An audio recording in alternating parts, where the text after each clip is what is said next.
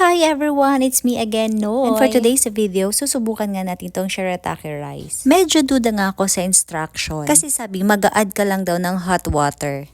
Wait for 10 minutes and then yun na daw yun. Well, let's see and find out if totoo nga. Galing lang sa water dispenser yung kinuha kong hot water. 1:1 nga ang kanyang sukat. Medyo dinagdagan ko ng konti yung water.